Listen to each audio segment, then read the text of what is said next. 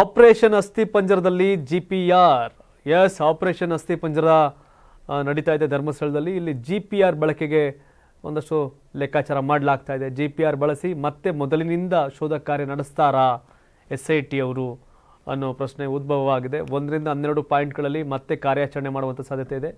GPR ಬಂದ ಬಳಿಕವೇ 13ನೇ point ಪರೀಕ್ಷೆ ಮಾಡಬೇಕು ಅನ್ನೋ ಲೆಕ್ಕಾಚಾರ ನಡೀತಾ ಇದೆ. 13ನೇ ಜಾಗದ ಸಮೀಪವೇ ಕಿಂಡಿ ಅಣೆಕಟ್ಟು ಇದೆ. ವಿದ್ಯುತ್ ಪರಿವರ್ತಕಗಳು ಇರೋದ್ರಿಂದ ಮುನ್ನೆಚ್ಚರಿಕೆ ಇದೆ. ತಜ್ಞರ ಅಭಿಪ್ರಾಯ ಪಡೆಯುತ್ತಿರತಕ್ಕಂಥ ಅಧಿಕಾರಿಗಳು.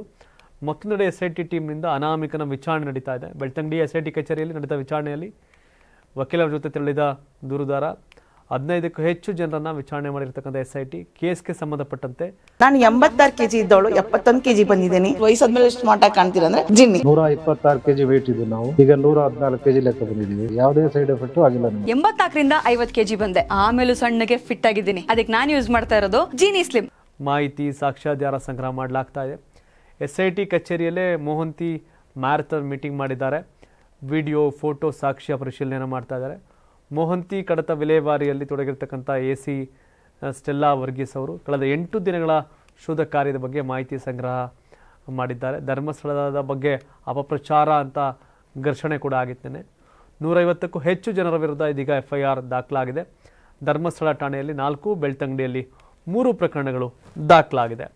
ಸೊ ಈ ಪ್ರಕರಣ ಈಗಲೇ ಪ್ರೀ ಜಡ್ಜ್ ಮಾಡೋದಕ್ಕಿಂತ ಆರೋಪ ಮತ್ತು ಪ್ರತ್ಯಾರೋಪ ನಡೀತಾ ಇದೆ. ಹಾಗಾಗಿ ಯಾರು ಇದು ಹಿಂಗೆ ಅಂತ ಈಗಲೇ ನಿರ್ಧಾರಕ್ಕೆ ಬರುವಂಥ ಅವಶ್ಯಕತೆ ಇಲ್ಲ.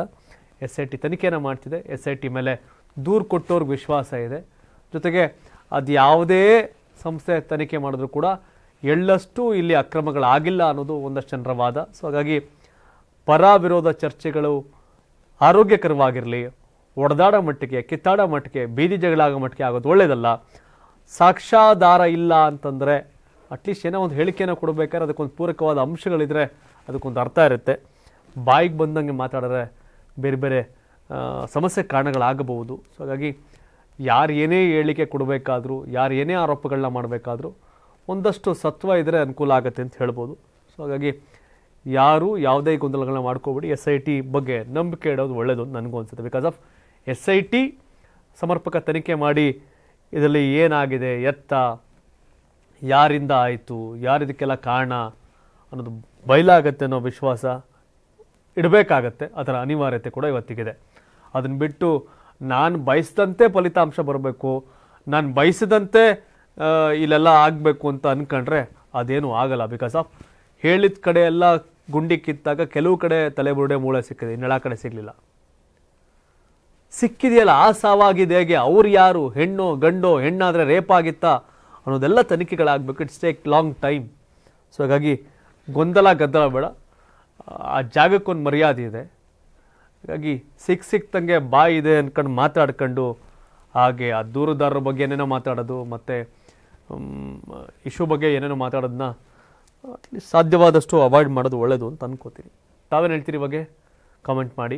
ಧನ್ಯವಾದ. ನಮ್ಮ ಕರ್ನಾಟಕ ರಾಜ್ಯದಲ್ಲಿ ಕಳೆದ ವರ್ಷದ ನೀಟ್ ಮತ್ತು IIT JEE ಪರೀಕ್ಷೆಯಲ್ಲಿ ಸಾವಿರಾರು ಉಚಿತ ಮೆಡಿಕಲ್ ಹಾಗೂ IIT ಸೀಟ್ಗಳನ್ನು ನೀಡಿರುವ ನಮ್ಮ ಹೆಮ್ಮೆಯ ಎಕ್ಸೆಲ್ ಅಕಾಡೆಮಿಕ್ಸ್ ವಿದ್ಯಾಸಂಸ್ಥೆಯಾಗಿದೆ. 1 ವರ್ಷದ ಲಾಂಗ್ ಟರ್ಮ್ ನೀಟ್, CET ಮತ್ತು IIT JEE ದಾಖಲಾತಿ ಪ್ರಾರಂಭವಾಗಿದೆ. ಮೆಡಿಕಲ್ ಅಂದರೆ ಎಕ್ಸೆಲ್, ಎಕ್ಸೆಲ್ ಅಂದ್ರೆ ಮೆಡಿಕಲ್.